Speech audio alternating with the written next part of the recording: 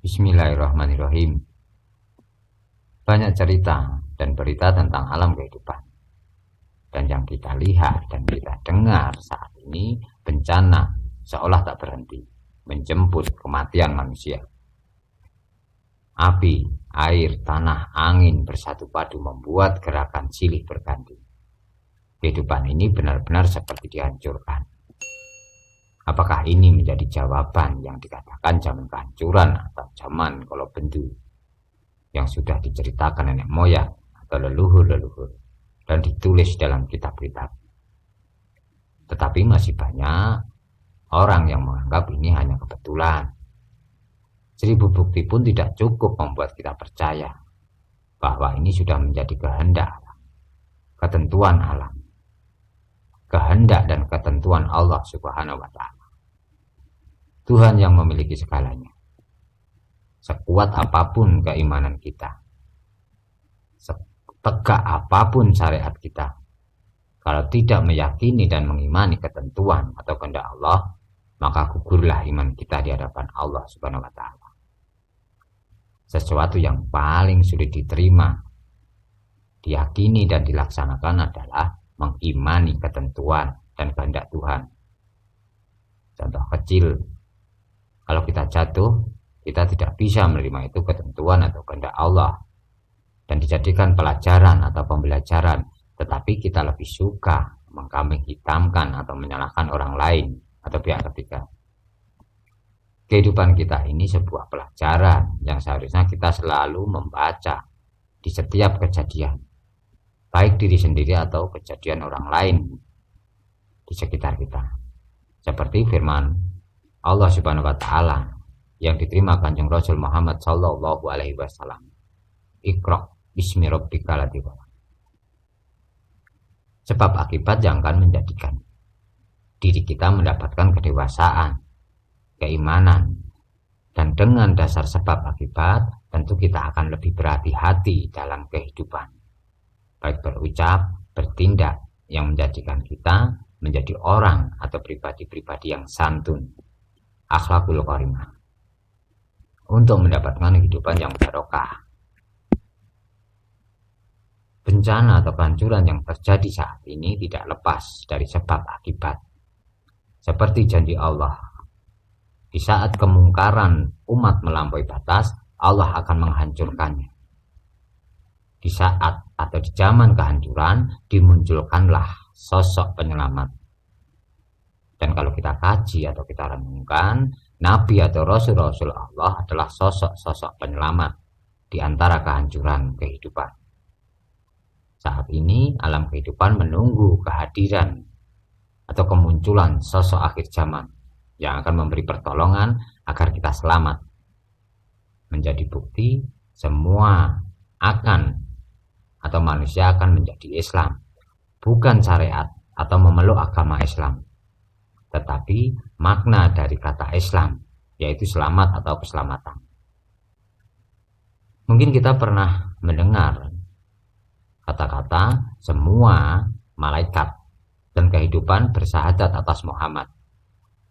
Hal ini pun terjadi perbedaan pendapat dan pemahaman.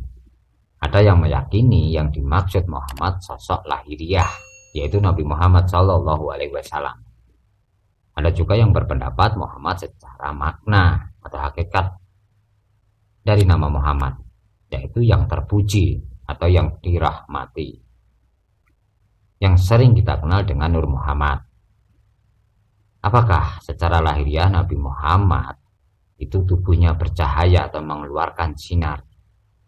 Tetapi kalau dilihat atau dipandang dengan mata hati atau mata batin, jiwa Muhammad bersinar terang. Dan hati Kanjeng Nabi memancarkan sinar keimanan, nur ilahi Allah. Begitu juga dengan sosok akhir zaman yang tentu tidak jauh beda dengan kepribadian dan kehidupan Kanjeng Rasul Muhammad Sallallahu Alaihi Wasallam. Dia yang memiliki jiwa Isa, yaitu pelayan atau penolong dari kehancuran.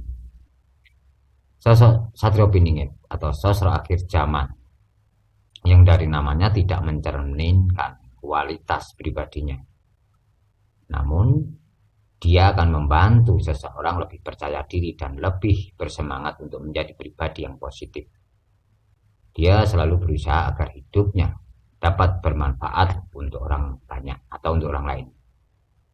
Dia memang bukan siapa-siapa dan bukan apa-apa bagi cara pandang mata di kepala. Tetapi dengan cara pandang mata hati, dia adalah kehidupan. Siapapun yang melihat dia dan mengkajinya akan menemukan cahaya-cahaya, bahkan di sekujur-kujurnya. Dia memiliki kekuatan yang sulit diterima akal pikir. Dia penghancur dan akan membangun, merusak dan akan memperbaiki. Dari kata-katanya atau sabdunya, tidak ada yang tidak mungkin terjadi. Bagi sebagian orang, dengan cara pandang mata hati, dia dianggap dewa yang berbadan manusia, bahkan dewanya para dewa. Dia adalah sosok Nabi Khidir alaihissalam.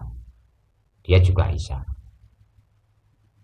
Dia yang saat ini menyembunyikan dirinya, menyembunyikan jati dirinya, dan hanya orang-orang yang karena izinnya yang bisa mengetahui sejatinya. Dengan dedemitan atau sembunyi-sembunyi mempersiapkan orang-orang yang akan membantunya menciptakan kehancuran. Dia pemimpin pasukan hitam yang akan membangkitkan kehidupan dengan keimanan. Bersama orang-orang yang dekat dengannya, dia masuk keluar hutan, naik turun gunung, membersihkan hati dan jiwa untuk menjadi atau mendapatkan kesucian jiwa, untuk melawan angkara murka, melawan kedzaliman, bukan dengan senjata tetapi dengan ucapan. Sabdo dadi tungo mandi. Jawa bagian tengah menjadi awal pergerakan orang-orang yang dianggap sesat.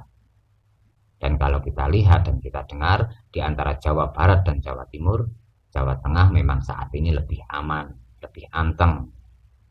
Karena dia dan teman-temannya berada di Jawa Tengah dan dilindungi energi alam dan leluhur Nusantara. Bencana alam di Jawa Timur dan Jawa Barat silih berganti, seolah tak berhenti sampai pada saatnya, menurut seorang spiritual, kehancuran di Jawa Tengah. Angin, banjir, gempa, bahkan ancaman Gunung Merapi tinggal menunggu waktu. Kehancuran yang akan mengakibatkan banyak kerugian, bahkan kematian. Pangeran akhir zaman yang akan mengembalikan kejayaan Nusantara, yang menjadikan semua menjadi Islam. Selamat. Semua akan mendapatkan keselamatan. Dia sang pelayan umat yang terpuji dan akan menjadi penolong. Siap siap kudu siap. Siap nggak siap harus siap, dijadikan kekuatan untuk menyelamatkan orang lain. Siksa dan sukmamu tinggu mulyane wong akeh. Siksalah sukmamu dapat diartikan berproses batin atau tirakat untuk kemuliaan orang banyak atau kemuliaan kehidupan. Secara syariat, dia dan teman-temannya dikatakan sesat. Tetapi mereka dipercaya leluhur untuk mengembalikan kepribadian, budi pekerti manusia untuk mendapatkan kemuliaan akhlak. Mereka dididik oleh alam, dididik oleh leluhur untuk menjadi orang-orang yang keji, kejam, bengis, biadab dengan dasar Rahman Rahim atau welas asih. Dengan kekuatan batin dari proses tirakat yang dianggap sesat, mereka seolah merekayasa setiap bencana. Dengan meditasi atau sholat daim, mereka mendapatkan wejangan-wejangan dari leluhur dan gambaran atau isyarah bencana-bencana yang akan terjadi. Dan Jawa Tengah akan menjadi awal kehancuran dan akhir kehancuran. Panji-panji merah putih akan berkibar menjemput Joyo Jayaning Nuswantoro dan akan menjadi bukti sesumbar atau ucapan Soekarno, Indonesia akan menjadi mercusuar dunia. Memang tidak bisa dipikir dengan pikiran, kecuali dengan nalar yang diimankan. Banyak orang yang puas dan bangga mendapatkan buah kelapa, tetapi ada yang lebih puas ketika mendapatkan minyak, dalam tanda kutip, sebagai bahan atau sumber penerang. Meskipun dengan proses yang tidak mudah. Harus mengupas, memarut, merebus, butuh waktu yang panjang. Ibarat kata, ilmu itu kelakone kanthi laku. Ilmu itu akan kita dapatkan karena perjalanan. Orang yang hanya melihat kelapa dan membanggakannya tidak akan pernah berpikir ada yang lebih bermanfaat dalam kehidupan dari yang mereka banggakan, dan mereka menganggap gila kelapa bisa menjadi minyak. Orang mungkin. Syariat untuk mendapatkan pelita dalam kegelapan, dan orang-orang yang mencari pelita oleh mereka dianggap sesat. Allah menilai dan mengakui keimanan umatnya dengan tanda pelita di hatinya, bukan tanda di badan jasadnya atau di lahiriahnya. A'udzubillahi minasyaitonirrajim. Bismillahirrahmanirrahim. Alhamdulillahirabbil alamin. Arrahmanirrahim. Maliki yaumiddin. Iyyaka na'budu wa iyyaka nasta'in. Ihdinas siratal mustaqim. Siratal ladzina an'amta 'alaihim ghairil maghdubi 'alaihim waladdallin.